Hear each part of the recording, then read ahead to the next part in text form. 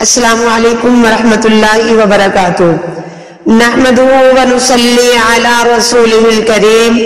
رب اشرح لی صدری ویسر لی امری واحلل عقدۃ من لسانی یفقهوا قولی رب زدنی علما رب ارحمهما کما ربیانی صغیرا اعوذ باللہ من الشیطان الرجیم بسم اللہ الرحمن الرحیم اتأمرون الناس کیا حکم کرتے ہو تم لوگوں کو، یہ یہودیوں کے عالموں کو بھی خطاب ہے اور رہتی دنیا تک کے لوگوں کو بھی، کیا حکم کرتے ہو تم لوگوں کو بالبر نیکی کا، وتنسون اور بھول جاتے ہو تم انفسکم اپنی جانوں کو، وانتم تتلون الکتاب اور ہو تم پڑھتے کتاب کو، افلا تعقلون کیا پس نہیں عقل کرتے تم۔ اس آیت مبارکہ میں اللہ تعالیٰ یہودی بنی اسرائیل کے علماء سے مخاطب ہیں،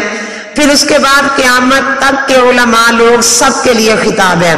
کہ تم لوگوں کو نیکی کا حکم کرتے ہو اور اپنی جانوں کو بھول جاتے ہو، حالانکہ تم نے تورات میں پڑھا ہے کہ خیر چھوڑنے والے کی کتنی وعید ہے۔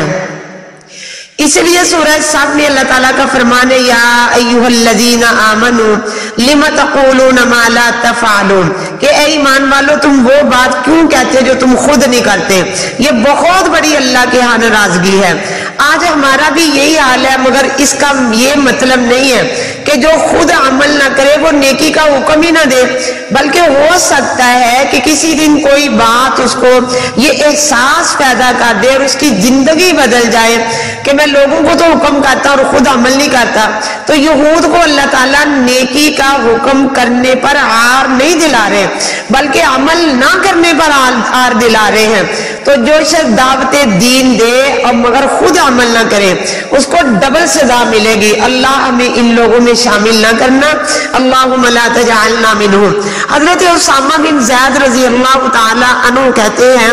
کہ رسول اللہ صلی اللہ علیہ وسلم نے فرمایا قیامت کے دن امر بالمعروف نہی عن المنکر کے مقدمات کے فیصلے کے وقت ایک شخص کو لایا جائے گا جس کو اللہ تعالیٰ عذاب اس پہ واجب ہونا یعنی قرار دے دیا جائے گا، اور اس کو عذاب اس پہ واجب کر کے اللہ تعالیٰ اس کو آگ میں ڈال دیں گے، اور آگ میں پہنچتے ہی ان کی انتڑیاں فوراً باہر نکل پڑیں گی، استغفر اللہ، اور وہ انتڑیوں کو اس طرح پیسے گا جس طرح خراس کا گدھا اپنی چکی کے ذریعے آٹے کو پیستا ہے، یعنی جس طرح چکی میں چلنے والا گدھا اپنی چکی کے گرد چلتا رہتا ہے، اسی طرح وہ شخص اپنی ان انتڑیوں کے گرد چکر لگائے گا اور ان کو پیروں تلے رونتا رہے گا۔ تو اس شخص کو اس حالت میں دیکھ کر دوزخی یعنی اس کے زمانہ کے فاسق فاجر لوگ اس کے گرد جمع ہو جائیں گے اور کہیں گے کہ اے فلان شخص تمہارا یہ کیا حال ہے، تم تو ہمیں نیک کام کی تلقین نصیحت کیا کرتے تھے اور برے کام سے منع کرتے تھے۔ وہ شخص جواب دے گا کہ بے شک میں تمہیں نیک کام کی تلقین کیا کرتا تھا مگر خود اس نیک کام کو نہیں کرتا تھا، اور تمہیں برے کام سے منع کرتا تھا مگر خود اس برے کام سے بے باز نہیں رہتا تھا۔ جس طرح کہ عربی کا یعنی فارسی کا شعر ہے، پنڈت بے مشالچی باتیں کرے بنائے، اوروں کو دے روشنی خود اندھیرے ہی جائے، یعنی لوگوں کو تو قرآن پاک کی آیتیں سنا کر لوگوں کو تہجد گزار بھی بنا دیا، لوگوں کی اصلاح بھی کر دی مگر خود عمل نہ کیا۔ عالم کو سزا ڈبل ہے، جیسے یعنی ایک لونڈی ہے وہ زنا کرتی ہے تو 50 کوڑے، آزاد عورت کماری کو 100 کوڑے۔ اس لیے پہلے اپنے اندر عمل پیدا کرو، کیونکہ نبی صلی اللہ علیہ وسلم کی حدیث مبارکہ آپ نے فرمایا کہ تعوذوا باللہ جب الحزم، کہ صحابہ اللہ سے جب حزم سے پناہ مانگا کرو۔ صحابہ اکرام نے فرمایا اللہ کے نبی جب حزم کیا ہے؟ تو نبی صلی اللہ علیہ وسلم نے فرمایا جہنم کی وادی ہے، کہ جہنم 400 مرتبہ پناہ مانگتی ہے۔ تو اس میں صحابہ نے پوچھا کون لوگ داخل ہوں گے؟ آپ نے فرمایا قاری القراء، عالم اور عمل کر کے عمل یعنی لوگوں کو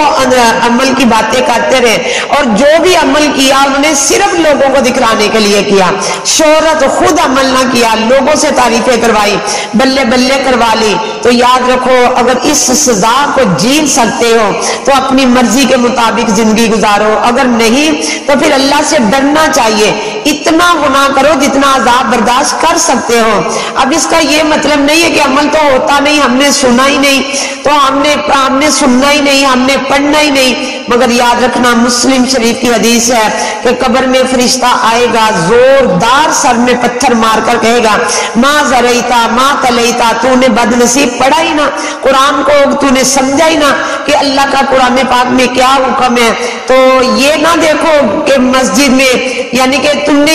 اس بات پہ غور کرے کہ مسجد میں ہمہ وقت آوازیں آتی رہی حی علی الصلاۃ حی علی الفلاح، تو ہم نماز کی طرف گئے ہی نہ۔ اگر ہم نہ سمجھے، عمل نہ کیا تو اللہ نہ کرے بہت برا نتیجہ ہوگا۔ ضرور علم پڑھو، سنو اور آگے بھی پہنچاؤ۔ آپ صلی اللہ علیہ وسلم نے فرمایا کہ بلغوا عنی ولو آیہ، کہ میری طرف سے ایک بات، ایک آیت بھی تمہیں ملتی ہے تو تم اس کو پہنچا دو۔ یعنی آپ روزانہ آیت کی تفسیر آگے دوستوں سے شیئر کیا کریں